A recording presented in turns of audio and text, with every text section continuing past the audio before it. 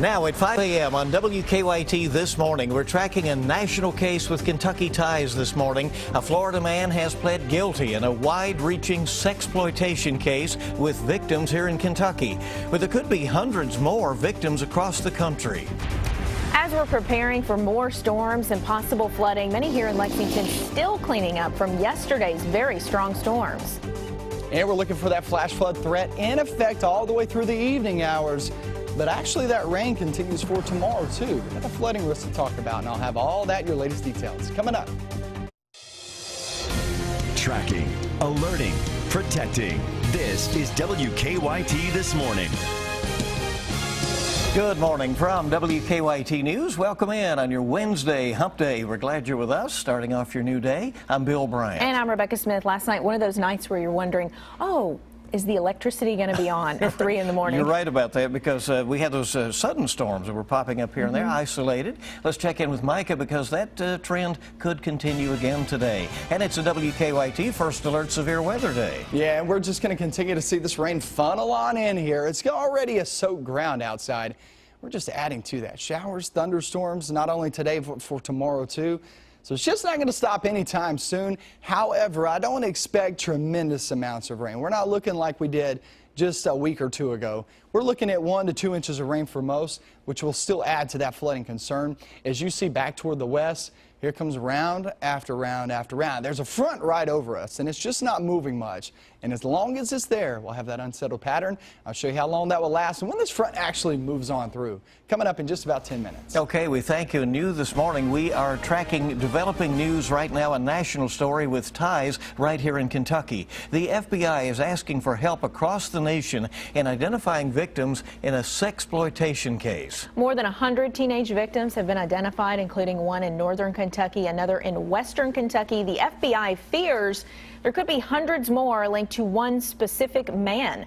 WKYT's Mark Barber is at our live desk with more on this investigation. Good morning.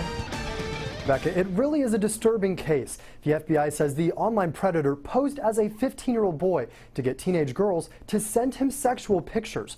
The man behind screen names like Justin Bieber and Good Looking Guy was not 15. Investigators say he was actually 31-year-old Lucas Chancellor. The FBI says he terrorized nearly 350 teenage girls before he was arrested and sentenced to 105 years in prison. However, many of his victims have not been identified yet. That's why the FBI is trying to find more victims now.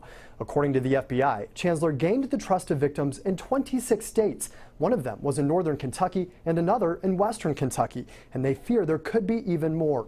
Investigators tell us that when Chancellor was video chatting with girls, he convinced them to expose themselves. That's when investigators say he would take a picture of the computer screen and then would use that picture to blackmail the girls. It's called sextortion, and Chancellor was convicted of targeting girls as young as 13 and 14. According to the FBI, one of those victims, Ashley Reynolds, helped them convict the Florida man on multiple counts of child pornography production. He was not going to stop, and he was set on sharing my picture with whoever he could to ruin my reputation. Reynolds says she is now sharing her story because she knows pictures of other women may still be out there. The FBI is hoping that her story will help them find other victims. The FBI says as younger and younger children are getting online, it is becoming even more important to learn how not to become the victim of sextortion. Coming up at 5:30, we'll have some tips on how you can protect yourself from becoming a victim. From the live desk, Mark Barber, WKYT.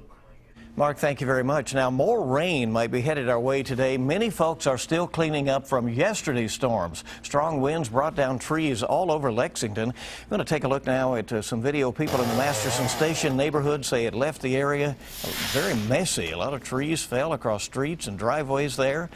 Lots of people stayed busy last night just trying to clean up. Stoplights were knocked out as well during the storm. One woman says watching the storm roll through her neighborhood was terrifying. The scary part was that I saw the gutter come off the front of the house, and that's never happened, anything that serious before on this street. So it was startling, and then when we came out and saw trees down, we knew something pretty strong had gone through. Yeah. Kentucky Utilities reports around 300 customers on the north side of Lexington lost power around 6 o'clock last night. The National Weather Service will be in Fleming County later today to survey last night's storm damage. The Fleming County Emergency Manager says a shed was destroyed, trees knocked down along Highway 11 near Flemingsburg last night. He also says a roof of a barn was blown off on Convict Pike, which you see in this photo here. No injuries were reported. Emergency managers around the Bluegrass are keeping a close eye on creeks and streams in Franklin County. Crews are preparing for possible flash flooding again. And the emergency management director there says it has been an exhausting stretch of weather lately. The February snow event to the cold in February, which was a pretty good cold snap. I think our coldest date was like -22. To the March snow event, to the April flooding event, it has been one eventful month after another. Well, dramatic new video shows a fighter pilot being rescued after a mid-air collision in South Carolina. This morning, crews are still searching for the pilot and passenger of a small civilian plane who were killed in the crash. Brian Webb reports from New York. New video shows a chopper lowering a U.S. Coast Guard swimmer into the marshy crash site to rescue a fighter pilot. The pilot survived a mid-air collision with a small Cessna airplane in South Carolina by ejecting from his F-16. The decision to eject is a quick one, especially in a single-seat fighter like an F-16. The National Transportation Safety Board is investigating the crash and says 2 people on board the Cessna were killed and the small plane destroyed. The collision happened Tuesday about 30 miles north of Charleston. Debris rained down from the sky and smoke could be seen for miles. One piece of the wreckage was found leaning against a mobile home. As soon as I saw it, there was an explosion, a lot of black smoke, debris falling. The Air Force says Major Aaron Johnson is a highly experienced pilot. He was on a solo training mission from Shaw Air Force Base to Charleston. The popular Cessna 150 is a small 2-seat plane that weighs about 1,500 pounds. The F-16 is 50 feet long and can weigh nearly 10 tons. Brian Webb for CBS News. Officials say the pilot and passenger on board the Cessna were from the Charleston area, probably headed to Myrtle Beach. Their identities haven't been released. We are tracking the investigation into a crash that killed a Central Kentucky mother. The crash happened yesterday morning on Long Lake Pike in Scott County. Investigators say 46-year-old Michelle Rojas lost control of her truck, ran off the road, and hit a plank fence and tree.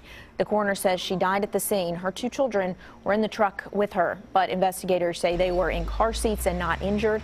Investigators think alcohol and speed were both factors in the crash.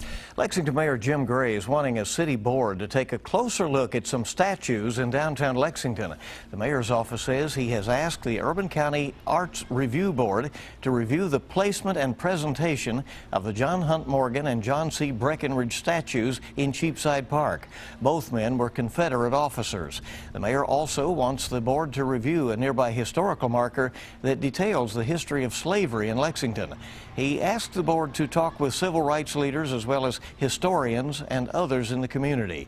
The Morgan statue was vandalized last month. Some snakes became traffic cops recently in Anderson County. Police were dealing with a crash at Kentucky 44 and the US 127 bypass when they noticed the traffic lights flickering on and off. When they checked the box, they found several large rat snakes inside. According to downtown Lawrenceburg, Kentucky.com, officers used sticks to get those snakes out. But the snakes came back a couple days later, so the officers used pepper spray to encourage them not to come back. Okay, I guess the snakes were directing traffic there. Instead of bugs in the light, it was snakes. Yeah, that happens. They're getting transmitters sometimes as well. It's warm, you know.